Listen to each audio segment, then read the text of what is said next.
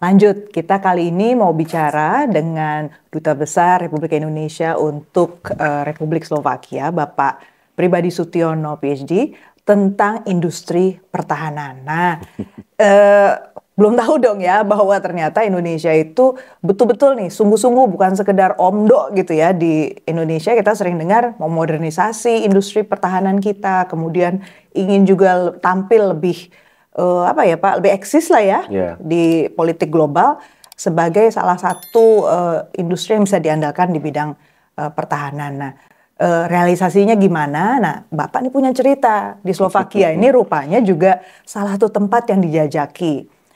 Seperti apa? Mungkin gambarannya dulu Pak, industri pertahanan di Slovakia itu seperti apa? Mungkin pemainnya seperti apa gitu? Oke, jadi Slovakia itu whether we like it or whether we know it or not, itu adalah salah satu negara yang memproduksi alutsista yang sudah lama. Dimulai sejak akhir Perang Dunia Kedua, kemudian juga dilanjutkan di zamannya Cekoslovakia. Kalau orang mengatakan Cekoslovakia itu sebenarnya pabrik alutsistanya itu justru ada di Slovakia, bukan di Cekonya. Mostly ya, kebanyakan itu. Jadi saya pernah ke daerah wilayah kompleks itu, ini ternyata memang benar itu adalah daerahnya di situ. Dan di situ memang mereka sangat sangat perhatian terhadap pengembangan alutsista. Memang bukan industri seperti pesawat terbang ya, karena mereka nggak punya. Tapi industri darat semua dari mulai peluru kecil sampai roket, howitzer itu ada. Bahkan Slovakia itu memproduksi salah satu one of the best howitzer di dunia, yaitu Susana kedua namanya, dengan kaliber 155.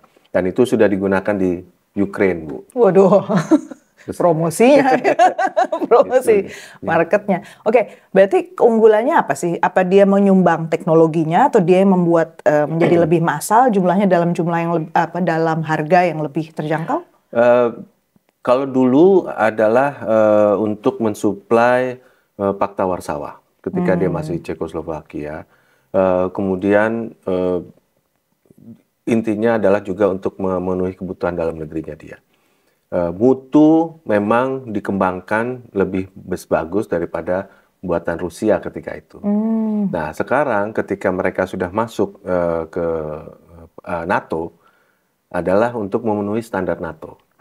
Ya. Memang benar bahwa Slovakia itu teknologinya lebih canggih, Bu. Memang mungkin DNA orang Cekoslovakia lebih pintar untuk hal-hal seperti itu mungkin ya. Jadi memang dia pengembangan industri alutsistanya itu sekarang secara teknologi lebih sophisticated. Makanya tadi saya bilang howitzer terbaik di Eropa itu buatan Slovakia dan dibeli oleh negara seperti Jerman, Norway, negara-negara Prancis, NATO lah gitu. Jadi investornya berarti sebenarnya dari Eropa Barat? Investornya Eropa Barat, tapi juga ada dari sini, Bu. Oh, dari sini pun ada ya? Oke, berarti pemainnya itu range-nya ada besar, kecil, ada juga semua di sini ya? Ada.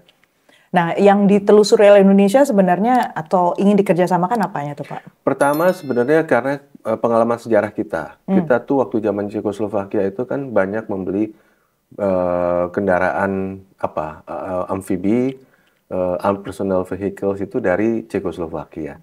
Nah, dua tahap. Tahap yang pertama ada tentunya kita ingin refurbishment ya, memodernisasikan alutsista kita.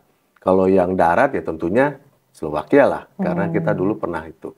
Dan juga keunggulannya sudah jelas. Teruji lah dan juga secara sejarah juga kedekatan kita dengan Slovakia atau Cekoslovakia itu lebih kental ya daripada misalnya dengan negara lain yang intinya hanya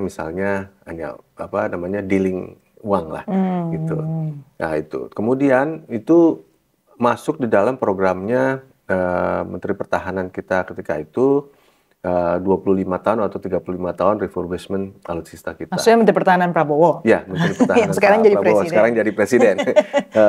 Jadi ketika itu Ada beberapa yang harus akan kita refurbish. Karena kayak kendaraan amfibi BMP kita itu udah sangat tua sekali dari tahun 65 atau 75. Dan itu Slovakia pun menawarkan bantuan untuk refurbishment itu. Pertama dari turretnya misalnya, apa namanya, untuk yang muter itu loh, apa sih? Dan kemudian cannonnya gitu. Dan itu bukan hanya kita beli, tapi dia mau transfer of teknologi. Gitu. Itulah yang menarik, salah satu menarik buat pemerintah ya, pemerintah Indonesia untuk melakukan kerjasama dengan mereka. Karena kan mereka mau transfer of teknologi itu tadi. Ini udah di tahapan ada persetujuan dari Pak Prabowo untuk yuk go ahead sama Slovakia atau baru penjajakan dan akan diajukan? Yang pasti kemarin Menteri Pertahanan Slovakia sudah bertemu dengan Menteri Pertahanan Pak Prabowo ketika itu sebelum menjadi presiden dan sudah bicara mengenai beberapa rencana produksi bersama ini. Bahkan kalau kita tahu saat ini Indonesia itu sudah punya 4 atau 6 licenses oleh Menteri Pertahanan ya ketika itu untuk mendirikan pabrik amunisi ya, selain yang sudah ada sekarang. Nah itulah yang salah satunya akan ditangkap oleh pihak Slovakia. Mereka akan mendirikan pabrik amunisi di Indonesia. Tentunya tujuannya bukan cuma membantu Indonesia secara teknologi, tapi secara pasti ada untung ruginya juga kan. Atau dia mau masuk pasar daerah dekat-dekat kita. Atau dia mau masuk pasar ini, atau dia juga nanti ya kasarnya mau beli juga untuk di sini untuk di Slovakia. Untuk Slovakia. Dengan harga yang mungkin atau lebih Eropa. murah. Atau Eropa. Iya kan. Oke, jadi industri pertahanan. Kita tahu kalau bicara industri pertahanan pasti demand-nya kan terbesar atau apa ya? Kalau nggak ada demand, kita bikin banyak-banyak buat siapa gitu ya pertanyaannya. Jadi tadi udah terjawab. Berarti Slovakia pun kalau invest di Indonesia atau buka pabrik di Indonesia atau kirim ilmuannya buat pabrik kita, dia tertariknya untuk pasar Eropa juga ya? Pasar Eropa. Gitu. Oke. Dari sisi Bapak sebagai diplomat gitu ya. Ada mungkin terakhir kesulitannya apa sih kalau kita membuka kerjasama tapi bidangnya industri pertahanan? Bukan hal yang gampang ya, Pak Prabowo kan udah cukup lama nih ngomongin ini tapi belum flying. Nah sekarang mungkinkah ini saatnya untuk fly? Saya pikir ini dengan Pak Prabowo menjadi presiden itu adalah sesuatu hal yang advantage-nya lebih tinggi daripada sebelumnya. Saya ingat ketika beliau masih menjadi Menteri Pertahanan, kesulitannya adalah pencadangan anggarannya. Namun di akhir-akhir sebelum beliau selesai sebagai Menteri Pertahanan, itu sudah ada deal dan sudah ada jaminan kira-kira akan bisa berlangsung selama 25-35 tahun. Dan itu udah satu step yang bagus, ya. Karena selama ini yang menjadi masalah itu kan adalah anggaran, ya. Nah, dengan beliau menjadi presiden, saya yakin bahwa visi Bapak Presiden ini kan memang adalah modernisasi ini. Jadi itu akan lebih membuka. Jalannya lebih terbuka. Jalannya akan lebih terbuka.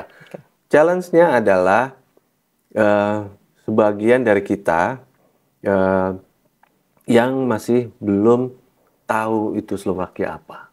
Kemampuan itu Slovakia itu apa. Selama ini kan kalau kita beli alutsista dari mana? Ya kan? Negara besar biasanya negara besar, Amerika tapi atau akhirnya Prancis. Kan buntut-buntutnya kita ada dampaknya lah, ada kena apalah katsalah, kena apalah, kena apa. Tapi kan kalau Slovakia is purely, meskipun dia anggota NATO, tapi dia purely ya itu yang dia inginkan. Karena dia merasa bahwa dia tidak akan bisa menjual produknya yang bagus-bagus ini tanpa harus bekerja sama atau menjual dengan negara pihak ketiga. Gitu. Buat apa dia bikin yang canggih-canggih tapi yang beli tentaranya berapa sih di sini? Iya. Iya kan? Iya. Kalau hanya untuk dipakai sendiri kan. Sementara kalau dia cukup pakai untuk NATO belum tentu approved by NATO. Betul. Jadi ya dia harus mencari pasar lain.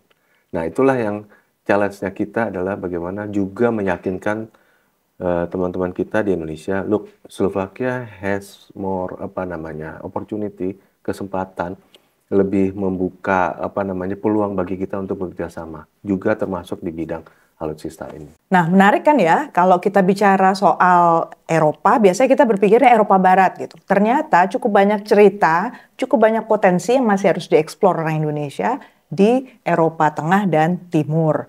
Nah, saya punya satu episode tuh yang sebelumnya tolong ditengok. Itu soal budayanya orang Slovakia. Hal-hal yang mungkin kamu nggak tahu kan gitu. Tapi langsung diceritakan oleh tokoh masyarakat di Slovakia. Jangan lupa tonton supaya lengkap gambarannya. Terima kasih Pak Dubes. Terima kasih, sama-sama. Sampai ketemu All the lagi. best. Sukses. Sukses juga Ibu. Terima kasih. Bye.